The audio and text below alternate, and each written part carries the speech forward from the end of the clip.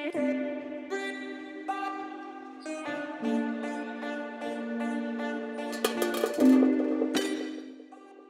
everyone. Welcome to Tavito Stories. And today we have our guest. She's a photographer. She takes photography, and she's a dancer. And she's a friend of mine. Her name is Gina, and she's going to share her story today. Welcome, Gina. Hi. Hello, everyone. Can you tell us a little bit about yourself and your story? Sure. Currently I live in Seattle, Washington. I've lived here for the past, I'm going on 2 years now. Uh, and it's been my dream to live here since I was like 18 or 19 years old. So I'm really happy to be here and excited that I finally made it happen. My time out here, I've been spending kind of adjusting. It's kind of a crazy city. Like there's weather to get used to. It's a really big climactic adjustment, and on top of that, it's kind of fast paced. You have to keep up with the people here, and it's not cheap to live out here. So I've been working a lot, but recently I kind of dove into my dancing a little bit more. So I've been practicing and kind of like fine tuning that on top of trying to get like inspiration and find like more of a concrete plan for my future business that I want to do, because I want to open a clothing store, or at least an online clothing business. So I've been working on that while I'm out here a little bit. Yeah. But I come from Fresno. I'm originally from Fresno, California. I went to high school out there, went to Fresno City. So yeah, spent most of my time in the Central Valley, but now I'm here in the Pacific Northwest, and it's been really cool. And you say you wanted to go to Seattle since you were like 18, 19, and when did you find out about Seattle? When did you like? Did someone mention you about Seattle, or did you see it in like online and you were like, I like that city?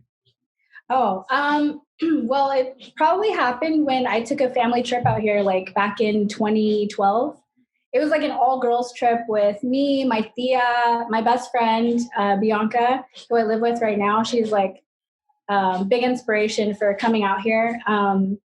Yeah, so we came back here in 2012, and it just being in this environment, seeing the people, the city, the great scenery. It just really inspired me. I was like, I really want to fucking live out here. So it went really well with that trip. And like, ever since then, I've kind of made it this underlying mission to move out here and see what it's like. And honestly, no regrets so far. So yeah, Yeah, made it happen. yeah. And what is something cool that when you went to Seattle? What is something cool about there that uh, happened to you that you didn't know about it? Something cool that happened to me and what? Yeah, yeah. In when you moved to Seattle, that you were not expecting. Uh, I really wasn't okay. This sounds dumb, but I really wasn't ready for the weather. You know, like you come from Fresno, you already know the heat and everything like that. But like having to adjust to this weather climate was crazy. Like you're hitting 30 degrees and below during the winter. It's raining all the time. You have no sun. So it's like you got these characters, these people that are like, okay, so one thing I had to get used to coming from California, we're all really bubbly, right? Like we're really enthusiastic and fast paced, especially if you know the LA area. Californians are really upbeat like that. So coming out here, you deal with this persona that's kind of, it's less enthusiastic, but it's just real. It's raw. Like people are very upfront out here. So I really appreciate it. Like I admire the raw intensity that people have out here. They're just I don't know, they're really down to earth. But another thing that shocked me was to discover how many artists are actually out here. I mean, it's heavily saturated with people that do different things. Like they have a full-time job cleaning teeth, and on the weekends they're putting gems on people's teeth. They're creating clothing lines, and they're artists that create murals on buildings. You pass by, I'm like, oh, dude, my fucking homie did that one. Like, it's crazy. The community out here is it's thriving with artists that have so much creativity. And they're very outward about their expression with their art and whatever it may be. Like they come from different walks of life. It's very inspiring to be around. It kind of like it lights a fire under your ass to be just where they're at with their art, with their artistry. You know what I'm saying? Yeah. So that's been my favorite thing, aside from the like hikes and shit and being out here in a thriving city. I think the artists are probably like the biggest thing that I don't know if that answered your question, but coming out to Seattle, that's been the greatest kind of revelation for me, is knowing that there's so much art out here. Yeah. So kind of like probably the biggest difference that you saw was in Fresno there is like an art community, but it's not as big as what you see in Seattle. Yeah. So coming from small town, kind of agriculturally based town, you don't realize how kind of suppressed we are being in an environment where we're all very comfortable with what we're doing basically day-to-day basis, and coming out to a city like this it's just really opened my eyes to trying different things. So I don't know if it's like coming from a small town into a big city that did that, or if it's just being surrounded by a community like that. But either way, I fuck with it. Yeah. It's been a blessing. It's been a blessing, honestly. It's opened me right up. So it's been cool. Yeah, that's very cool. That's really cool. Yeah. Everything kind of like just changing. Uh, yeah, I mean, and what about your business? Like, how did your business came up? How did I want to build a business and I want to have like a clothing brand. Um, that whole ideal came from a really young age, but I think I've taken a long time to kind of manifest it, if that makes sense. I think I've spent a lot of time trying to do things that really weren't meant for me. Like I think I went to school for a while to be an English teacher, and I just didn't understand why. I was like, I felt like I was fulfilling, to be honest, I was fulfilling my tia's dream about me. Like my tia is a teacher, and she's always put it in my head that I'm really good at writing. I'm great at storytelling and things like that. So you should be an English teacher.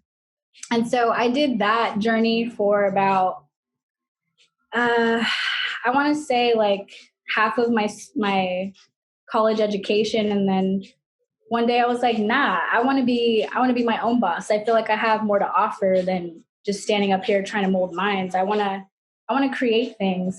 I'm passionate about clothing and fashion, and honestly being in Seattle too, I've seen a completely different aspect of fashion that I didn't realize would be possible. So picking up on the winter fashion has been like another great asset to being in this city. I'm like, fuck, bro, you can do so many things with puffers and coats and scarves and beanies. Like there's just opportunities are endless out here with the fashion. So once that opened up too, I was like, well, I have to do this. Like I have to pursue clothing in a different way. So right now with the pandemic, that's kind of slowed things down a little bit. Not gonna lie. I started out pretty strong and confident about my clothing business, and then the pandemic hit, and I feel like that hit everyone. So it affected the way I perceived, or at least the strategy, the angle that I wanted to hit my business with. So while that's on pause, I'm still gaining like inspiration for it, I guess, and fine tuning what I really want to do. Not to mention um, just needing things as far as inventory and the machinery to create this clothing. I have to kind of like buckle down and get that stuff going as well. So it's a lot of elements kind of tying into holding this stuff from kind of manifesting. But I think what's great is just having the tools to kind of get it set up appropriately. But yeah, I think I've always just had it deep down rooted that I want to be my own boss. Like I want to create something and just really self-express through an artistic outlet that isn't, following somebody else's dream. I don't want to work for somebody else the rest of my life. So that's been a huge driving factor for my pursuit for that. Yeah, and as you were saying, that kind of like I found it very interesting that we have moving to Seattle and kind of like as you were mentioning, like winter, when winter came in, and how, you see all of these things, such as, like everything that you used to actually wear on winter, and how Mhm. much, diversity in fashion you can create through that. Uh, it is, very cool because, like sometimes, when those little things they come to you, uh, they really show you, like the opportunities that you have and what you can make with it, and what are actually the possibilities that you have, to actually, if I want to grow, like this business, like if how you can mix all of your clothing and create different, the styles and designs in it. That's really cool, and I see that, happening in you because I can feel, your energy kind of like just, like bouncing around, and that. Really nice, Yeah. actually. Thank you, Gustavo. That's really nice of you to say. Um, yeah, it's been a very unique experience out here, just kind of mixing what I know from back home, like my own innate desires, my own dreams and ambitions coming from like a small town, and then just being submersed into this like culturally just saturated environment has been like the best thing to happen. Like it really has kind of propelled me into wanting more for my business. And I think moving out here was scary enough.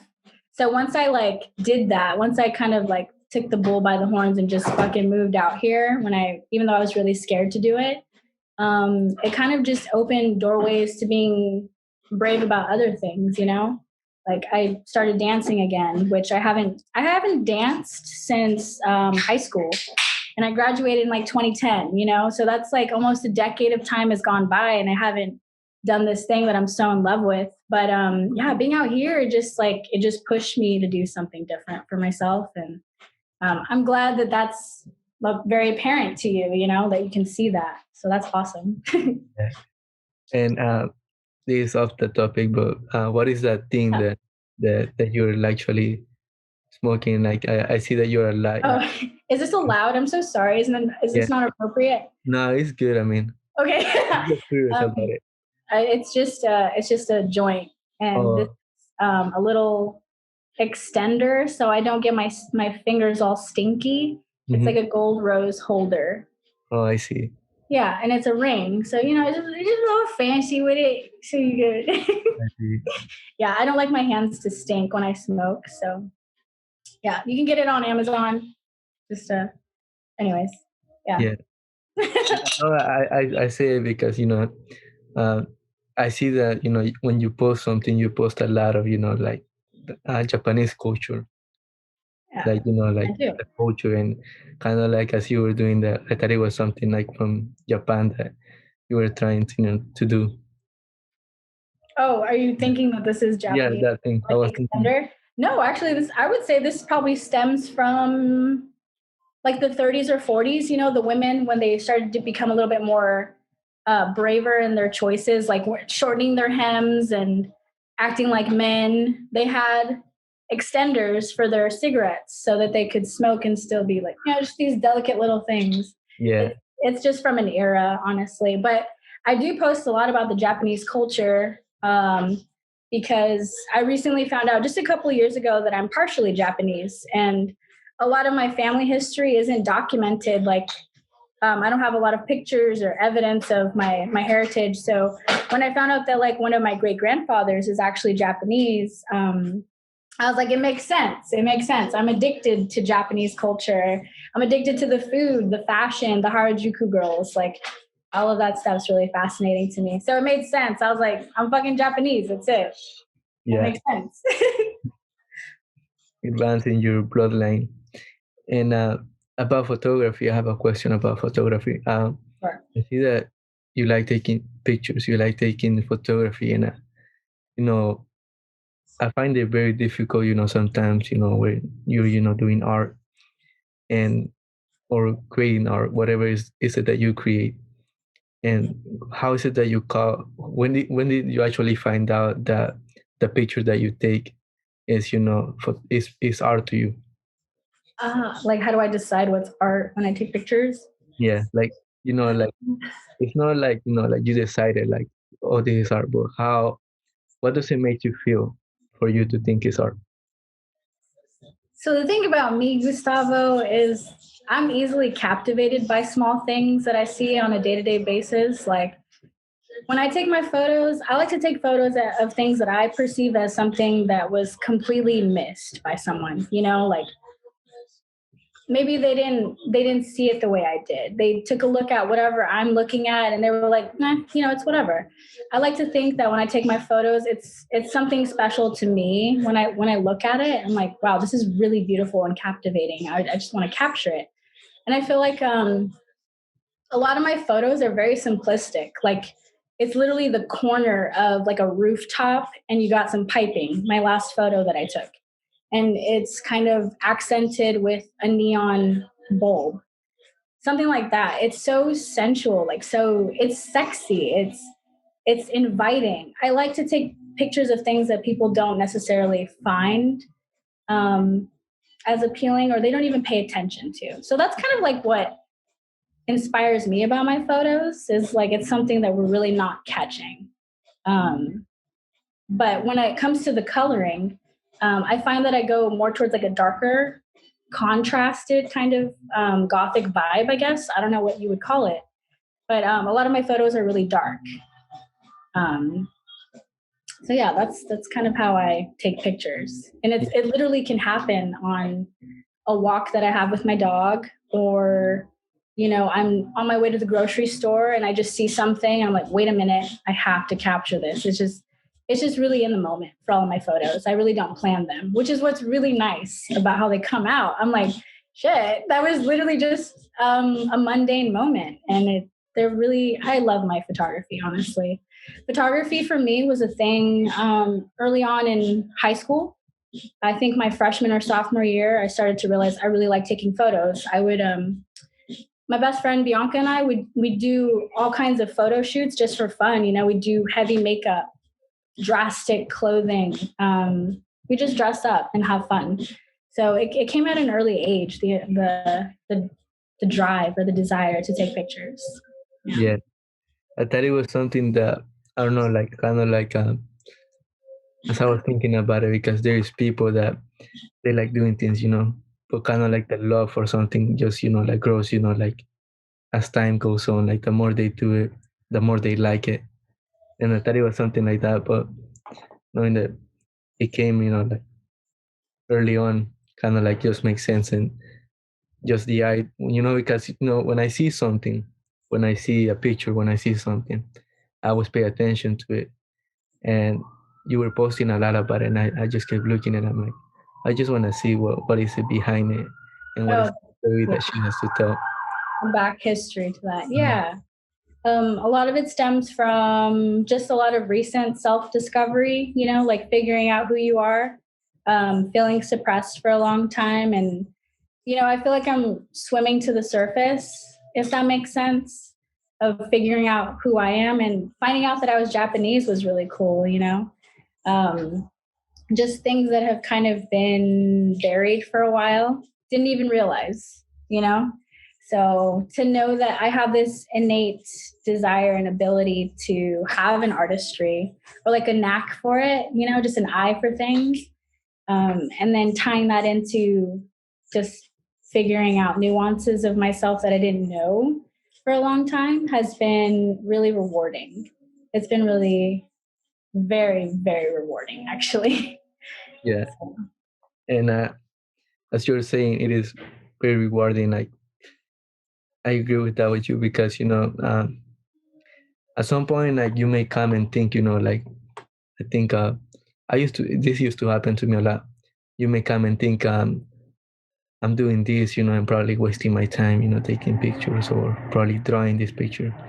But then, like as time happens, you realize that in reality, you're not wasting your time doing whatever it is that you're doing. Like you're pursuing your business, like you're doing it right now, or you're dancing, or you're taking pictures, whatever it is that you're doing.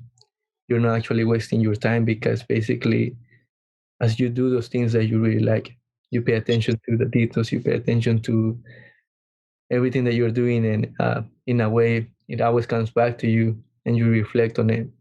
And when you reflect on it, when you reflect on what you are doing, everything sort of starts, changing, and in a way just starts, like improving, just gets better and better. Yeah, that's beautifully put, Gustavo. Yeah, it's basically the butterfly effect, you know? The more we want to dig and get answers and experience life, I don't know, I feel like that in itself, it helps us grow. It helps us mm, just I feel like it makes me hungry for more, honestly. The more I find out, the more I learn, the more I get this like gratification from, I don't know, learning a new dance move, accomplishing a choreography, taking a fucking dope ass photo. All that stuff, it's like fuel to continue that cycle of life. Like just keep figuring out who you are. I think that's beautiful. Yeah. uh, about dancing, like, what are your goals for dancing? Like, what do you aspire dancing? So dancing has been like a love-hate relationship with me because I have this crazy dream of owning a studio and teaching the community dances and things like that. But in the midst of wanting to do that and pursue my clothing business, it's like, where do I find the time for something like that? So it's kind of like an offhanded, crazy dream I have to own a studio one day. So for now, dancing is literally just for me. Like I just do it for myself, and it's the only thing that makes me feel like super alive, like passionate, and like I get emotional from it. When I dance and I don't know, it's hard to describe. Like when I dance, I get kind of entranced by myself, like I get stuck in it. It's almost like a possession that takes over my body, and I'm like, I'm in it. When I dance, I'm in it. So yeah, I've kind of created it as just a hobby. It's just a hobby of mine. I really enjoy. Yeah, like you're saying, you get in the zone. I'm getting the what? In the zone, kind of like the zone, meaning that you lose focus of whatever is happening, like in your life, and kind of like you forget about everything. Yeah, I'm very much in the zone when I dance. It's like the one thing that I can get caught up in and nothing else matters, Yeah, it's been a good journey with that one. And I'm really digging the progress I've had within the past year too. If you, I'll never post about it, but I have embarrassing videos of myself like back in high school trying to dance, and it's just, girl, cut it. Like it's really embarrassing, but we all have those, the progress, the videos where we're like, it's really cringy to watch, but it's the start of something. Like that's where the passion kind of derived. It has a starting point, and all of us experience that. Like I'm sure you do with wrestling and whatnot. Like I know that you record yourself a lot and kind of post it. So um, I think it's scary enough to put yourself out there on social media, right? Like it's really scary. But when you do it and you're kind of doing it to utilize a method of progression within your passion, that's where a lot of growth can kind of excel that process. It's like not only are you overcoming the difficulties and insecurities within yourself to kind of master this skill, this whether it be wrestling or dancing, but you're putting it out there for the world to see. You're on the fucking internet. Like it's out there for everyone to judge. But that uncomfortable state of mind, like pushing past that barrier, I feel like that's what helps people grow too. So that in itself has been really, because when I post my dances, I'm scared to death to do it. I'm like, I'm like reviewing for hours. I'm like, this looks high. Like this is okay. All right, it's going. Bye. And then I post it, and I really don't care for the amount of responses I get. It's more about like if people are being receptive and positive, that's really nice. I'll take it. But I think I do it for myself to kind of like put myself in a situation where I'm scaring myself. And not enough people, I feel like not enough people do that. Like, let's just all fucking dive in and do things that scare us. So that's where I'm at with my dancing. Like, that's why I do it, Yeah, among other things. Yeah. and you're basically finding this comfort, getting yourself out of the comfort zone. And Mm-hmm. you mentioned, social media, like you Well, posted in the internet, in this little world that kind of goes everywhere. yeah. Uh, as you were saying, there is a lot of growth that can happen to you, like from the inside out. And as that happens, I also think, like if you give it that good intention about what you're doing, uh, kind of like, like it's very like a business, whatever it is that you're doing, it's very easy and very, very simple for people to see what you're doing and what you're creating and your aspiration, your goals, because, uh, in a way it can help you, whatever it is that you're doing, grow. And as you mentioned, creating your business, creating this studio, dancing studio, and Mhm. little things, in a way, everything connects itself to be one thing. So, for example, let's say you make it in your business starts making money. Now that your business is making money, you're now thinking like, how can I put my dancing studio into my business? So in a way, you start incorporating it into the business, and you make it a brand. And when you make it a brand, you make it one thing. So in a way, everything just kind of like grows, from your passion to make Yeah, other connections around things. it's a collaboration of passions. I like that. And, it's funny that you mentioned that because I've thought about it a few times, and then I thought it was like so unrealistic to incorporate the two. But I think that's easily doable considering tools like social media. I could start my clothing brand on the side while I'm having fun with my friends and stuff. We'll kind of like hone in on dancing all the time, and then once I have my clothing and stuff, we could just like market the clothing while we do dances on Instagram. Like that's a really good way of incorporating things. I think a lot of artists in LA especially do that. Um, so thank you for that idea. Yeah. Uh, that's something I should probably look further into down the road. Um, all right, Gustavo, I see you, man. You be cooking. Yeah. That's good stuff. Yeah. Yeah. Yeah, I'll look into that. Yeah. My people contact your people. that, that's that's really cool. I mean, I think about those things, because like as a wrestler, I think about wrestling, and kind of like in wrestling, I learned a lot about making everything one thing. So kind of like that idea that you mentioned, uh, my goal, like I'm not going to school anymore because just like what you are doing, I'm pursuing Yeah. what I want to do. So you're thinking of getting out of school? Yeah, I'm thinking about getting out of school and Okay. kind of like, like the way how I mentioned you about making everything one thing. That's Yeah. the way how I think about everything. I think about my art. I think about the podcast. I think about all of these things that I'm doing because in the end, if you're able to manage all of these things and put it into one place, Mhm. everything just will grow and you will be able to expand everything. And because you're So, passionate about those things, it's so if you don't mind me asking, because I know this is about me, but like, let's make it about you for a little bit. okay. What are you thinking of collaborating, if you don't mind me asking? Because I know you do your art pretty frequently and consistently, and you're always chalking up new stories and things like that, and involving yourself with a lot of different walks of life. So, like, what's your end goal for that, or is it just a hobby? Um, You're the one getting interviewed now, Gustavo. What's that? yeah. So, that's hard. I mean, I just have like the end goal for me, like I have done it in one of my paintings, is to go to the Olympics. That's my Oh, that's my biggest dream, man. That's the main goal. And kind of like that being the main goal, I just always put it first, and kind of like the podcast, my art, business, collaboration with other artists, and kind of like thinking about how will I make myself grow. Kind of like my goal right now is to get a band, and in that band, have a podcast studio, live in that band, have my art in there. And when I go to art shows, I take my band, and in the outside, of the band, I have like little hangers so I can show my paintings.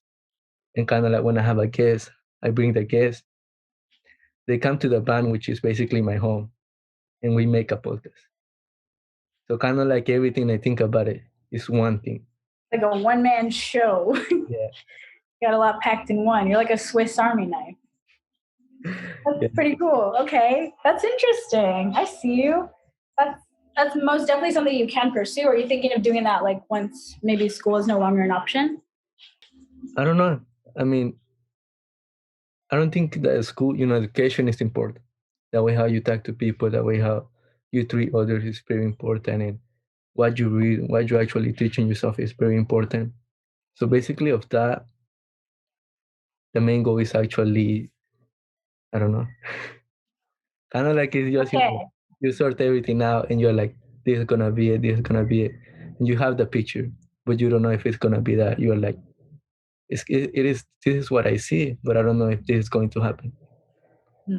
Okay. Well, yeah. We'll put a pin in it. Yeah. That's okay. But I think it's a cool idea, Hmm. nonetheless.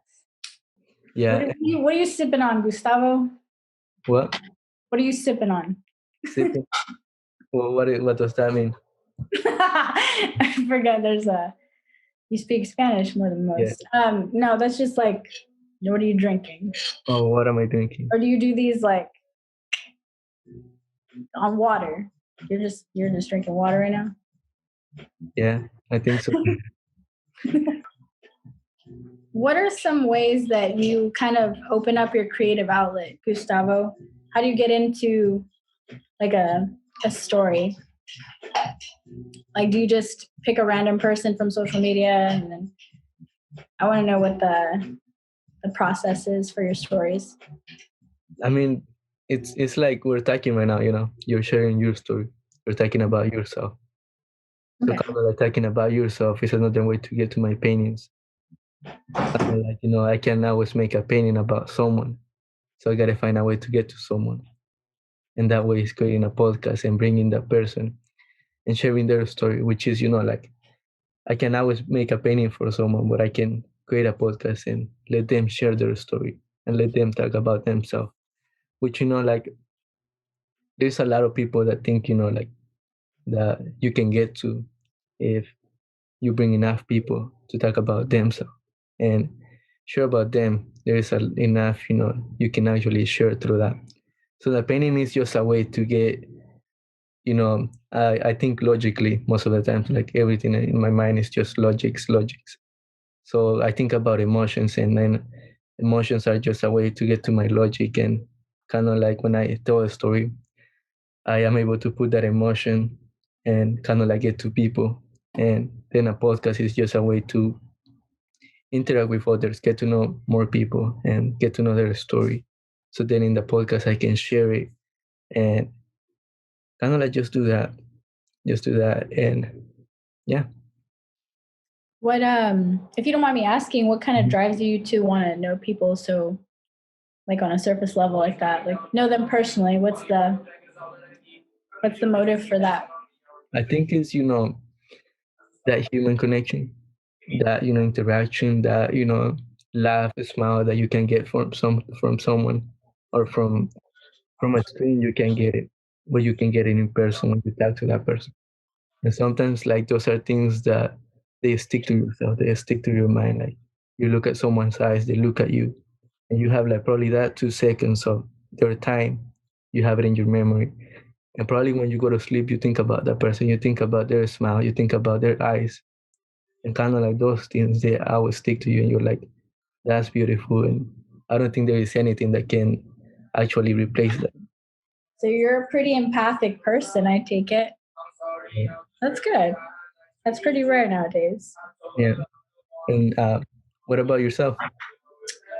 I would say, yeah, um, definitely. I feel people to an extent that's kind of excruciating. So I have to be careful about who I involve myself and talk to with. But yeah, I think human connection is very vital to our growth as well. Like being able to have a conversation and understand human emotion and actually be there for one another and connect in more ways than being on a cellular device. I think it's kind of rare to have deep emotional connections with people. Like people are so uncomfortable with feeling things nowadays. So Yeah, I would say that's pretty important. Yeah, and there's something up. This goes to business right now. Like the topic just changed. Uh, how do you like? Now let's tap into a little bit into like you know the government, but not in a way that we criticize it, in a way that we find solutions to the problems. Finding solutions to the problems now in our government, or Yeah, do you mean like with the way that society is kind of reacting to said government? yeah, What do you mean? yeah. Let's talk about reacting to the government. Oh, the way people are acting. Yeah, No. You're gonna open that can of worms. Okay, so honestly, Gustavo, at the start of the pandemic, I was kind of heavily invested in the way that people were reacting to the state of our union. But at this present time, and I told you, I deleted social media. There's so many reasons for that. At first, I wanted to keep up with what's going on politically in our world, but to really understand the mentality of like, and I'm going to say it, I don't care, the mentality of a Trump supporter, to understand that that is being enabled. It's being, let me just say that with the recent protests and reactions to the state's capital, with all of those supporters and the way that they were acting, the fact that there were no harsh repercussions for things like that, and given the state that they were white, I think it just says a lot about the corruption within our government, and the fact that nothing can really change it because people like that have power and entitlement and, quite frankly, the ability. I know a woman got shot because I heard it from a friend. Like, I'm not really even paying attention, but when I heard that a white woman got shot because she attempted to enter the Capitol, and that was the only person that really got some deep consequences for the way that all those people were acting, it just spoke volumes about how this entire Black Lives Matter movement and the hard work that these so-called radicals have been imposing on, I don't know, whatever the news is saying about these radicals. Like, they had an intent. Their intent was to stick up for what's right. And I understand a lot of them took it out of hand, or they went too far sometimes. I get that. But when is it gonna start mattering that we have to stop certain patterns that have been here for hundreds and thousands of years? Sorry, my language. I was gonna say the F word. But I get very passionate about this topic because, and this is why I'm not on social media either, because I don't need that negativity in my life right now. People want to stay angry, and that's up to them. But when you understand that we're trying to put an end to patterns and behaviors that have been instilled in this like misogynistic patriarchal constitution, like this thing that we've embodied for hundreds of years, it's like, well, these radicals have a purpose, and these Republicans are pouting. They're crying about this election being, what did they say? They said that it was um, rigged or something. I don't know. How do you rig something like that? You don't. People clearly had their say. Trump had his time. We're done. Let's just leave it at that. But yeah, no, the fact that all these people are, and quite frankly, a lot of racist individuals have something to say about this, and it's really scary that those people aren't having the same consequences that people of color had. You know what I'm saying? For sticking up for themselves, for inappropriate treatment for hundreds of years. Like, that's simply what they were doing. They were talking out or against this racial injustice, and then like, these white people are having an issue with the way that the election turned out, and I don't care for it. So I kind of like zone it out, even though I'm like fully aware of what's going on. um yeah, I'm not feeding into that. That's so much anger and hate for no reason. Why? Yeah, why? And Why? I mean, there is a lot into it that actually goes into it. Like as you were saying, all of those things. There is a lot, and there's for surely inequality. There is for surely some that are better than others and have more privilege than others. That's for surely there. But kind of like thinking about what happened, there is people that they don't know how to lose. They don't know how to. Hey man, I lost. Like I just gotta give it up now. And kind of like I see all of these things. I see what's happening. I see the chaos. I see all of these things. I see that there is something worse in the middle, and that thing that is in the middle is not right and left. It's something in the middle that relates a lot to probably what happened to other countries like Venezuela, what's happening in Venezuela, what's happening in, or what happened to Cuba. I mean, Cuba is a good place, you know. Yeah. There's these people in it, but kind of like there is something coming in the middle, and I can see it coming. Like I think about the things and I study it. Like I pay attention to those things. Kind of like those are the stories and the paintings that are coming with me that are not, you know, like something that I'm sharing right now because I'm really analyzing these things and listening people to what they have to say. And Mhm. what is coming in the middle is very. Have you read Animal Farm? Animal Farm. No, I've heard of that though.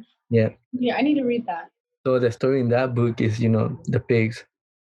The pigs they become like they become, you know, like what is the other, because they have systems, you know, in democracy they have like different systems that are made to govern people. So Hmm. kind of like thinking about it, that was in Russia, I forgot the name, communist. So kind of like as I think about those things and I think about Animal Farm, kind of like as I was reading these things, I'm like, there is something that is clicking right now. Hmm. What's clicking is it's kind Yeah. of scary because it's in the middle, and what's in the middle is actually making that division between right and left. That's what I kind of see. That's that's what is in the middle is actually creating this chaos between the two. And The the underlying segregation. It's pretty it's pretty fascinating to see it existing even in 2021. yeah, it It's is. crazy. I'll have to read Animal Farm. Thank you for Yeah. that. I mean, yeah, I mean that's just crazy. I mean, that's just crazy. And social media can be a lot, can give you a lot of that negative vibe, that negative energy that you don't necessarily need anymore.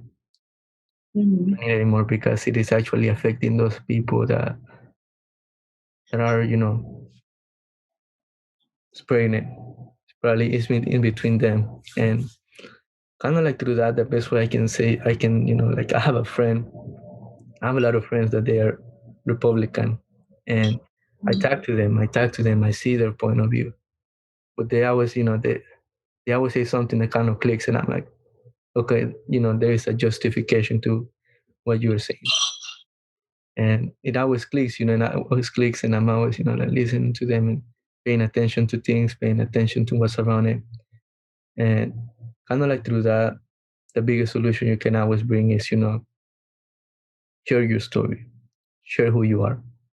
And when you share your story, you touch people. And when you touch people, you change someone. Wow.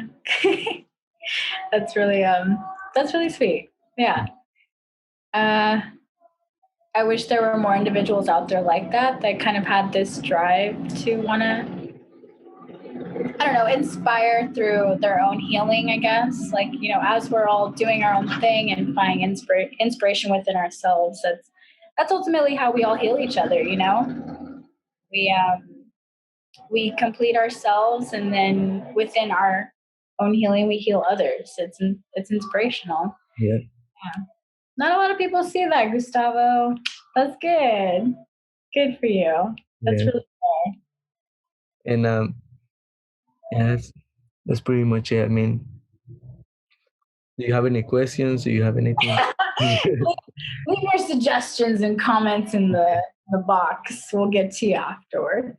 Um, no, I guess just thank you for your time and Mhm. for having me on your podcast. It's been really fun talking. Um, you've given me some food for thought, so that's good. I'm gonna eat and chew on that for a little bit as far as my business and where I want to take that. Um, yeah, thank you. I really appreciate it. I mean, it has been a pleasure to have you in my show and kind of share a little bit about you and kind of like as you move on, like I want to have another podcast with you and kind of like just see the difference from now and from later on. So, see where we're at in a Yeah. couple months, man. Yeah, I'd be delighted. That'd be cool. Yeah. Well, thank you everyone for tuning in to Tavito Stories. Today we had Gina, and she was our guest in the show. She's a photographer, she's a dancer, and she's creating a business right now. So yeah, I'll leave a link below so you guys can go check out her social media. You guys can see what she's creating and in the end, contribute to her creations. My handle is big hair because I have big curly hair. GING. That's the one. All right. Well, thank you.